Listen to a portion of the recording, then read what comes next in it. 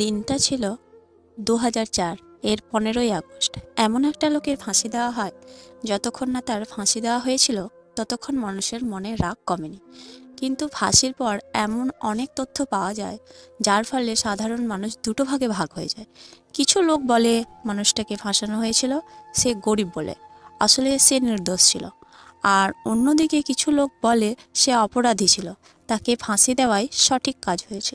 নমস্কার বন্ধুরা, আমি সাইনা পারভিন আর আপনাদের স্বাগত জানাই। আশা করছি আপনারা সবাই ভালো আছেন। আজকের গল্পটা ধনঞ্জয় চ্যাটার্জির ফাঁসির গল্প। সত্যিই কি ধনঞ্জয় চ্যাটার্জি দোষী ছিল, নাকি তাকে ফাঁসানো হয়েছিল সে গরিব বলে কিছু? পুরো গল্পতে তার জীবনী সম্পর্কে জানাবো আমরা। তো চলুন ভিডিওটি শুরু করা যাক। ঘটনাটি শুরু হয়েছিল পশ্চিমবঙ্গের রাজধানী কলকাতাতে। কলকাতার ভবানীপুরে আনন্দ অ্যাপার্টমেন্ট বলে একটা বিল্ডিং ছিল, যার ৩ তলায় 4 জন সদস্যের একটা পরিবার থাকতো, যার মধ্যে নাগরদাস বাড়ি। ওই পরিবারের প্রধান, যার স্ত্রীর নাম ছিল জয়াসামতী ব্যান, ও ছেলে ভাবেশ বাড়ি ও মেয়ে হেতাল বাড়ি। সাল ১৯৮৭ সালে এই পরিবারটি গুজরাট থেকে ভবানীপুরে চলে আসে। নাগরদাসের একটা সোনার দোকান ছিল, যেটা কলকাতায় রমরমিয়ে চলছিল। নাগরদাসের মেয়ে হেতাল ওয়ার্ল্ড ল্যান্ড গোল্ড স্কুলে পড়াশোনা করত, যেটা কলকাতার মধ্যেই ছিল। নাগরদাস পরিবারের আনন্দ অ্যাপার্টমেন্টে আসার আগেই আনন্দ অ্যাপার্টমেন্ট সিকিউরিটির এজেন্সি ১৯৮৭ সালে একজন সিকিউরিটির লোক রাখে, যার নাম ছিল ধনঞ্জয় চ্যাটার্জি, যার জন্ম পশ্চিমবঙ্গের কুলদেহি গ্রামে হয়েছিল। ধনঞ্জয় ১৯৮৭-তে পারে ফ্যামিলি আসার আগে সেই ফ্ল্যাটে কাজে যোগ দিয়েছিলেন। ধনঞ্জয় মর্নিং শিফট ছিল, মানে সকাল ৬টা থেকে দুপুর ২টো পর্যন্ত। তার কাজ শেষ হয়ে যেতে এরপর সাল ১৯৮৯-তে ধনঞ্জয় একটা মেয়েকে অট্র বিয়ে করে, যার নাম পূর্ণিমা। সে অঙ্গনারীতে ১২০০ টাকা প্রতি মাসে হিসাবে কাজ করত। ধনঞ্জয় পূর্ণিমাকে এটা বলে বিয়ে করেছিল যে সে বিএসএফ জওয়ান, কিন্তু বিয়ের পর পূর্ণিমা জানতে পারে সে বিএসএফ জওয়ান নয়, একটা সিকিউরিটি গার্ড। কিন্তু কিছু করার ছিল না, তাই সে সেই সত্যটা নিজের মুখে সহ্য করে সংসার করত। এরপর আসে ১৯৯০-এর সাল। নাগরদাসের মেয়ে হেতাল 10th ক্লাসে পড়ত। তার বোর্ডের এক্সাম মার্চ মাসেই শুরু হয়ে গেছিল। সে সকাল 7:30টার সময় স্কুলে যেত আর পরীক্ষা দিয়ে দুপুর 1টার সময় বাড়ি চলে আসতো। কিন্তু ২রা মার্চ যখন হেতাল বাড়িতে আসে, তখন সে তার মাকে জানায় নিচে থাকা সিকিউরিটির গার্ডটা তার দিকে নোংরাভাবে তাকায় আর নোংরা কথা বলে, কিন্তু তার মা এসব বিষয়ে কোনো মন দেয় না। এরপর যখন 3rd মার্চ যখন ফের হেতাল স্কুল থেকে ফিরছিল, তার বাড়িতে এসে আবারও সে তার মাকে জানায় যে সিকিউরিটির গার্ডটি তাকে সিনেমা দেখতে নিয়ে যাওয়ার কথা বলেছে। এরপর হেতালের মা জয়াসামতী সন্ধ্যায় নাগরদাস বাড়ি যখন বাড়িতে আসে, সে তখন সব জানায়। এসব শুনে নাগরদাসের খুব রাগ হয় ও সেই সোসাইটির হেডের কাছে কমপ্লেন করে দেয়। ধনঞ্জয়ের নামে বিল্ডিং সোসাইটির হেড এগুলো শুনে সঙ্গে সঙ্গে অ্যাকশন নেয় ও ৪ঠা মার্চ ধনঞ্জয়কে অন্য জায়গায় পাঠানোর সিদ্ধান্ত নেয়। এবার ৫ই মার্চ ধনঞ্জয়ের অন্য জায়গায় ডিউটি জয়েন করার কথা ছিল, আর অন্য একজন আনন্দ অ্যাপয়েন্টমেন্টের আসার কথা ছিল।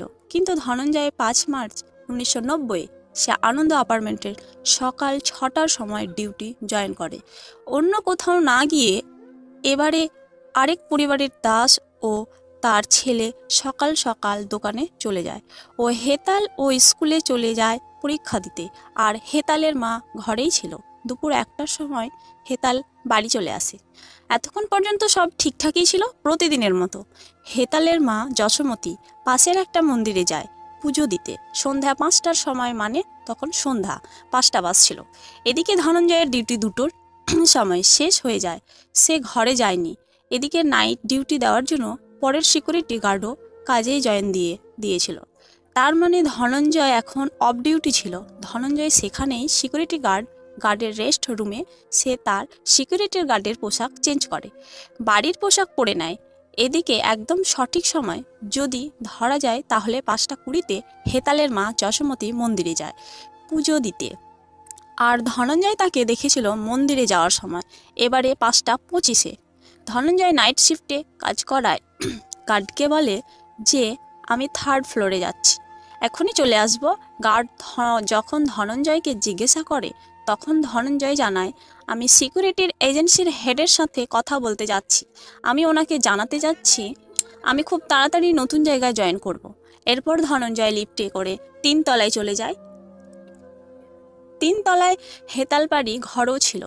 যখন ধনঞ্জয় 3 তলায় পৌঁছায় তখন নিচে সিকিউরিটির এজেন্সির ম্যানেজার আসে আর নাইট গার্ডকে জিজ্ঞাসা করে সকালে নতুন গার্ড আসার কথা ছিল, সে জয়েন করেছে কিনা। নাইট গার্ড বলে, না স্যার, সে তো আসেনি, এখনো পর্যন্ত ধনঞ্জয় ডিউটিতেই আছে।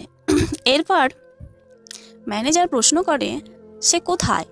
নাইট গার্ডও নৌজবন বলে ধনঞ্জয় 3 তলায় গেছে কিছু কাজ করতে, এখনই চলে আসবে। ম্যানেজার ধনঞ্জয়কে ডাকতে পাঠান।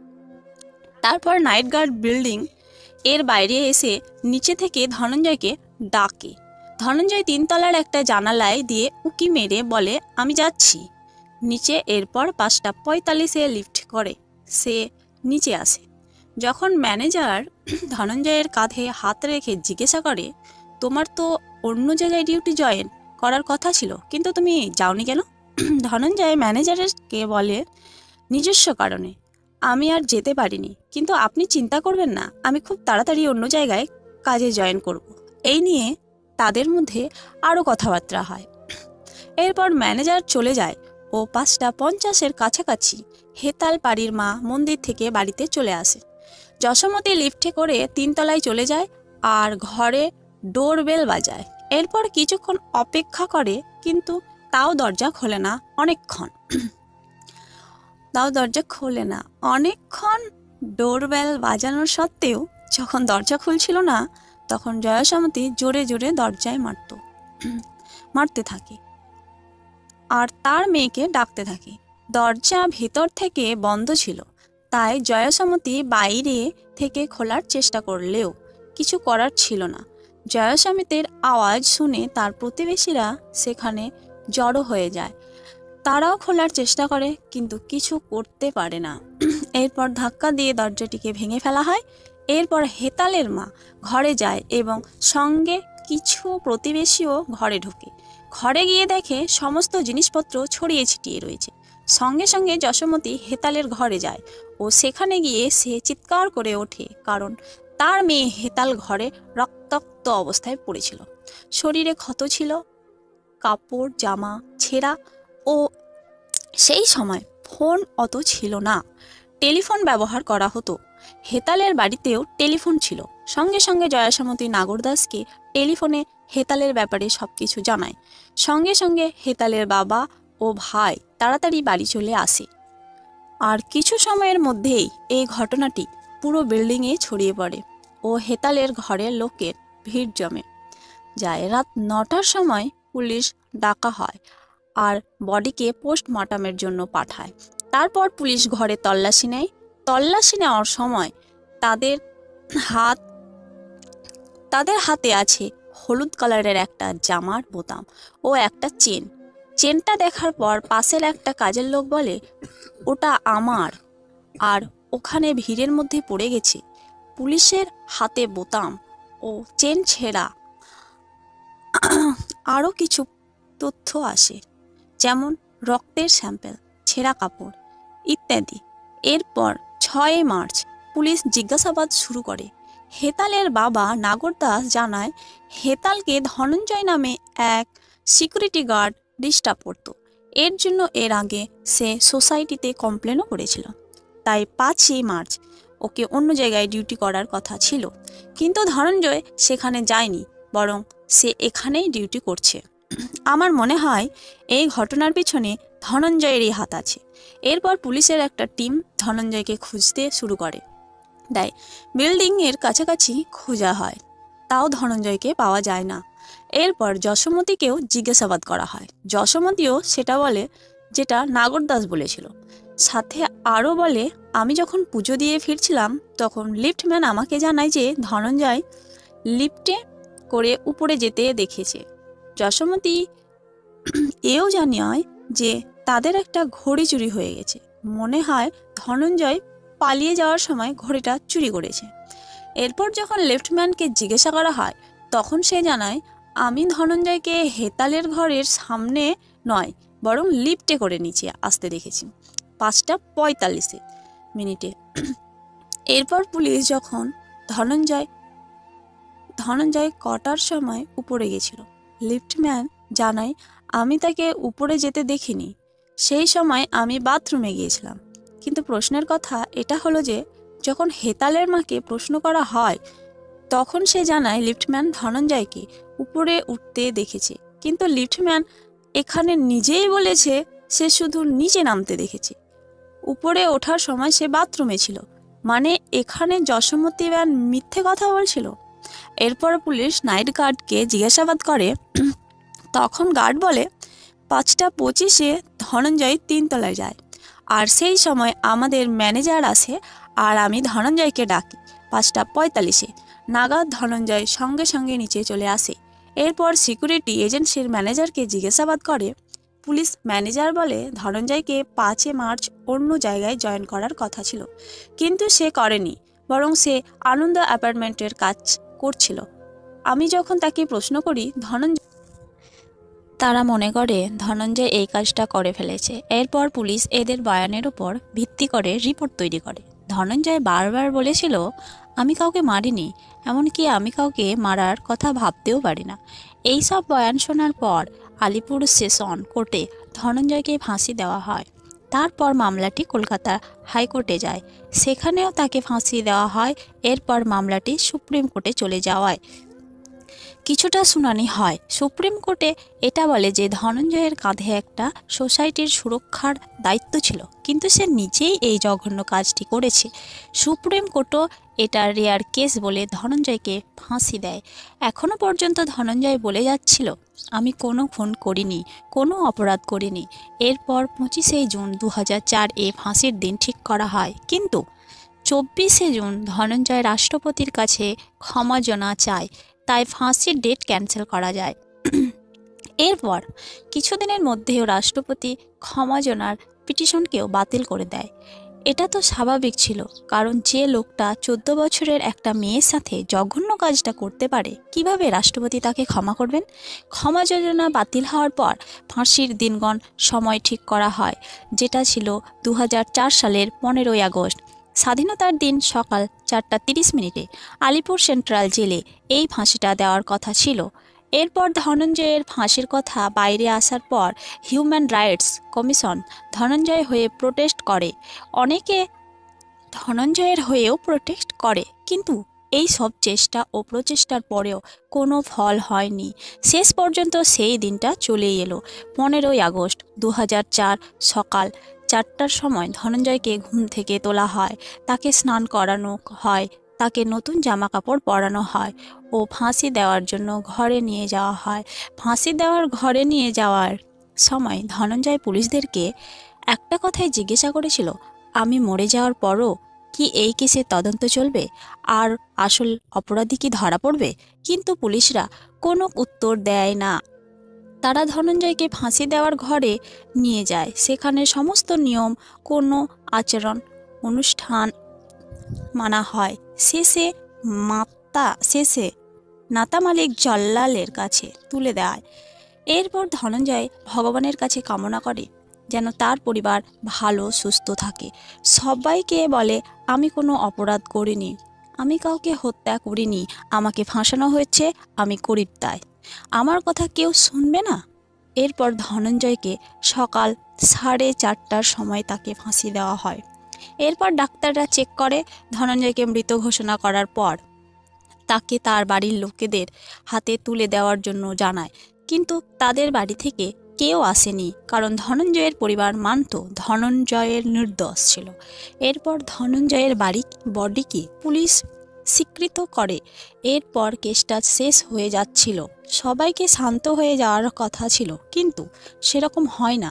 কিছু লোক এই কেসটাকে ভিক্টিমের দৃষ্টিতে দেখলেও কিছু লোক ধনঞ্জয়ের দৃষ্টিতে দেখতে শুরু করেছিল। এই কেসটা ধনঞ্জয় একটা ইন্টারভিউতে বলে সে যেদিন হেতালের ঘরের দিকে যায়নি, সে ওই ফ্ল্যাটে যাদের যা সমস্যা হতো সে ধনঞ্জয়কে বলতো, সে যেটা সারিয়ে দিত অথবা সারানোর জন্য দোকানে পাঠিয়ে দিত। ধনঞ্জয় একজন নাইট গার্ড যে দাবি করেছিল সে ধনঞ্জয়কে 5:45 নিচে থেকে ডাকে ও সে 3 তলার এক জানালা দিয়ে মুখ বার করে। তাকে নিচে আসছি বলে অন্য একজন ছিল লিফটম্যান, যে কিনা ধনঞ্জয়কে নিচে আসতে দেখেছিল, উপরে যেতে দেখেনি। দুজনের সাক্ষী কোনো মতে মিল খাচ্ছিল না। গার্ড বলেছিল যে ধনঞ্জয় যখন তাকে ডাকে তখন ধনঞ্জয় 3 তলার জানালা দিয়ে মুখ বাড়িয়েছিল, কিন্তু প্রশ্ন হলো সমস্ত ফ্লোরে লোহার গ্রিল লাগানো ছিল। যদি কেউ জানালা দিয়ে নিচে দেখত তবে নিচে থাকা ব্যক্তি তাকেও দেখতে পেত না। হেতালের মা ও সিকিউরিটি গার্ডের মতো যশোমতী 5:20 মন্দিরের জন্য বেরিয়েছিল, কিন্তু লিফটম্যান বলে তখন সময় 4:10 ছিল। গার্ডের মতে 5:20 ধনঞ্জয় উপরে গেছিল আর 5:45 নিচে এসেছিল। এর মানে হাতে মাত্র 20 মিনিট ছিল। পুরো ঘটনার জন্য এর মধ্যে তাকে ডাকার সঙ্গে সঙ্গে সে বাইরে মুখ বার করে আওয়াজ দিচ্ছিল। এছাড়া ধনঞ্জয়ের কাছে পাওয়া ঘড়িটার ওপর অনেক প্রশ্নও আছে, কারণ নাগরদাসের বাড়িতে অনেক জিনিস ছিল, কিন্তু শুধুমাত্র ঘড়ি চুরি হয়েছিল। নাগরদাসের বাড়ির ঘড়ির সাথে ধনঞ্জয় বাড়ির ঘড়ির সিরিয়াল নম্বর কখনোই মেলানো হয়নি। ফরেনসিক টিমের মতে হেতালের অন্তপাশে বীর্যের চিহ্ন পাওয়া যায়, কিন্তু কোনো ডিএনএ টেস্ট করানি। ঘটনাস্থলে পাওয়া রক্তের স্যাম্পেলের সাথে ধনঞ্জয়ের রক্তের স্যাম্পেলও ম্যাচ হয়নি। পোস্টমর্টম শারীরিক সম্বন্ধের কথাও ছিল, কিন্তু কোনো জোর জবরদস্তি বা রেপের উল্লেখ ছিল না। একটা প্রশ্ন আরও আছে, যখন হেতালের মা দরজার কাছে এসেছিল তখন দরজাটির ভিতর থেকে বন্ধ ছিল। ধনঞ্জয় বাইরে এসে ভিতর থেকে কিভাবে দরজা বন্ধ করতে পারত? আর হেতাল তো মরেই গেছিল, সেও কিভাবে দরজাটা বন্ধ করতে পারত? আরও একটা কথা জানা যায় যে গার্ড ধনঞ্জয়ের বিপক্ষে কথা বলেছিল। কিছুদিন আগে ধনঞ্জয় নিজে তার নামে কমপ্লেন করেছিল। এই সব দিককে আদালত একদমই নজর দেয়নি। অফিসিয়াল প্রমাণ অনুযায়ী হেতালের মৃত্যুর পর তার মা তাকে ডাক্তারের কাছে নিয়ে যায়, কিন্তু হেতাল তার আগেই মরে গিয়েছিল। পুলিশকে এই ঘটনাটি 3 ঘন্টা পরে কেন জানানো হয়? শুনানির সময় হেতালের মা তাড়াতাড়ি শহর ছেড়ে, এমনকি অনেকবার তাকে জিজ্ঞাসাবাদের জন্য ডাকা হয়, কিন্তু সে আসেনি। এর কিছুদিনের মধ্যে হেতালের বাবা ও ভাই দুজনেই তাড়াতাড়ি করে শহর ছেড়ে চলে যায়। ধনঞ্জয় এর বিরুদ্ধে যে অভিযোগ করা হয়েছিল সেটার কপি কখনো আদালতে পেশ করা হয়নি। প্রমাণের যে লিস্ট আদালতে দেওয়া হয়েছিল সেটাতে কোনো এক চা দোকানের লোকের সই ছিল। এগুলো শোনার পর কিছু লোক ধনঞ্জয়ের সমর্থনের কথা বলে, আবার কিছু লোক এগুলোর অগ্রাহ্য করে, তাকে ফাঁসির সম্মতি জানায়। আমাদের আইনে বলা হয়,